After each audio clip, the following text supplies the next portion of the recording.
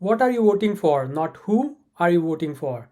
That was the question we asked Barrie residents. Simcoe Community Media volunteer Christine Nayler joined me outside the Barrie Farmers Market at City Hall to ask residents what issues matter most to them. On Monday, April 28th, Canadians will vote to elect a new parliament and their prime minister. Advance voting runs from Friday, April 18th to Monday, April 21st, with polling stations open from 9 a.m. to 9 p.m. local time. Barrie resident Phyllis seeks thoughtful, future focused leadership, emphasizing national strategies. Definitely, what's going on in the States is definitely influencing, but also wanting to make sure that we move in a direction that's thoughtful as a country, and that is one of my biggest influencers. I'm looking at my children and my grandchildren. Wendy told us she wants leaders to prioritize people over corporations, with strong support for healthcare, education, and global engagement. I tend to be left to the middle, but I want someone who's going to look out for us on a global stage in the federal election, provincial, municipal. I dig in a little bit more, but right now I just want to be proud of who I vote for and proud of our country. Mark, a dual Canadian American citizen, advocates for better resource management and long term national prosperity. I'm a dual citizen, so I get to be frustrated in two countries.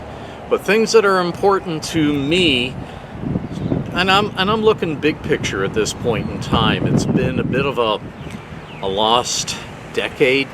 So I'm thinking broad strokes here. Canada is a rich and viable country. We should be doing more to export and promote our natural resources. There are financial constraints, that's understandable. There is a tremendous waste of money in some aspects of government. And Michael, who chooses not to vote, rejects traditional politics altogether. What's important to me is that we strive to become a society and not an economy. Right now, we do not live in a society, we live in an economy where everybody is running around trying to save money, make money at somebody else's head. Following are our interviews with Barrie residents. With the upcoming federal election, what are the priorities that are influencing your vote this time? Definitely, what's going on in the States is definitely influencing, but also wanting to make sure that we move in a direction that's thoughtful as a country, and that is one of my biggest influencers. I'm looking at my children and my grandchildren, their future. Okay, so it's like healthcare, like housing, any of those things, issues for you? Well, they're all important issues. I mean, transportation. I'm actually from Bracebridge, so looking at transportation options and how we move forward as a country. There's so many issues that I think we need to take a more national look at and a strategy around, and working with with provinces in a partnership that makes sense. And so that's what I'm looking for. I vote for someone that I think is going to look after the people and not the corporations. So, I tend to be left to the middle, but I want someone who's going to look out for us on a global stage in the federal election, provincial, municipal. I dig in a little bit more, but right now I just want to be proud of who I vote for and proud of our country. So, how important are, for example, the tariffs or the Trump's threat, to get, Canada's like making Canada 51st state? So, how important that is for you in this election? I think it's important in the sense that it's a global issue. I don't believe that the nuts and bolts of the tariffs are going to pan out, and so I think a leader that can debate the issue and be intelligent about the issue is really important for me. Yeah, cost of living, it's important for everyone. Healthcare and education are huge for me, so I think those are programs that the government should be holding up, and the rest will follow. I'm a dual citizen, so I get to be frustrated in two countries. But things that are important to me, and I'm looking big picture at this point in time. It's been a bit of a lost decade. So I'm thinking broad strokes here. Canada is a rich and viable country. We should be doing more to export and promote our natural resources. There are financial constraints, that's understandable. There is a tremendous waste of money in some aspects of government. The thing that really gets me, though, is for example, the recent provincial election, only 41% of people voted. And for a democracy, I find that abhorrent. Use it or lose it, quite frankly. So, big strokes, healthcare, financial prosperity, making this a better country for the next 50 years. Canada could be a premier nation, and we got to work to be that. Thank you. What are the issues important to you in this federal election? What are you voting for? What are the issues you are voting for? Well, I don't know if this will short circuit things, but I don't vote. I don't vote. I think it's important to understand truth. And in order to understand truth, you must do your own reading. You must reflect. And when you read and reflect, you come to your own conclusions, your own reality based on fact, right? And all that is political, at least in these days, has nothing to do with truth. It has to do with illusion.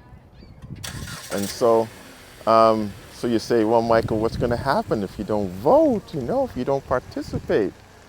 Well, then you create your own world of people that care for one another and have a sense of community. Things like a community garden, things like a bike lane, things like programs for kids, right? That's what makes the world a better place. Voting for a guy or a gal that really doesn't have your interest at heart. If you're being real. So why don't you vote? Huh? Have you ever voted or? I've voted. I used to believe in that sort of thing. When did you stop believing in that? Well, you think, democracy, was much of a Western civilization is about not history, it's about mythology, it's about narrative. Democracy, as historically stated, comes from the Age of Enlightenment, where the very wealthy few, it was the rise of the wealthy citizen after the kings had been disposed of and the church was losing its power. So it was the will of the wealthy white man to do what he wanted to. And what he believed was that it was his right to go around the world and take whatever he wanted. That is democracy. Democracy, the motor of democracy is capitalism. And the model of capitalism, that is the most pure model of capitalism, is slavery. And anything that can get close to that pure model is what they seek. And for that to happen, you need a religion that backs that up. And what backs that up is Christianity, because of all the religions of democracy, Christianity is the one that they believe that if you weren't a Christian, you were a heathen and you had to be subjugated. And for that to work, you need a system of education that teaches people that effectively this story, this myth is history. And so the bigger the lie, the bigger lie has to be to cover that. Christopher Columbus didn't discover anything, he was lost. And on and on and on. So, when people say to me, Michael, is that what you really believe? Is it really? It's not what I believe, it's what I know. It's what I've read. It's what I've reflected upon. And if people try to get upset, I tell them, hey, don't get mad, don't get mad. Prove me wrong. Don't get mad, get smart. Prove me wrong. I think I've spoken a lot. And I don't think this is all going to get cut. It's going to get down like, my name is Michael Mings. I don't vote. In terms of the threats from the Trump about making Canada 51st state, that's one hand in when it comes to foreign. Yeah, but I mean that's all. Ford, who was a fantastically horrible human being, he had plants in Germany, and when the Allies bombed the plants in Germany, he sued the American government because he lost money. and he got paid. Okay, so the owners and the non-national wealthy people, right? They don't care. They don't care. America has gutted the world for as long as America has been America. Now it's just gutting itself. Trump is just, a politician is just a puppet that wants glory. The ones that have wealth stay in the shadows. Always have, always will. They pop out when they're near death and they want to expand their generosity and build a library and an opera center. But they did that while crushing the heads of millions. That's just how it is.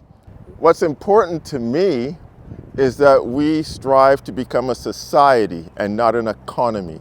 Right now, we do not live in a society, we live in an economy where everybody's running around trying to save money, make money at somebody else's head.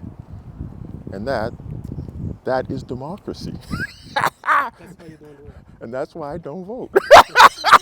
See, all comes back to that.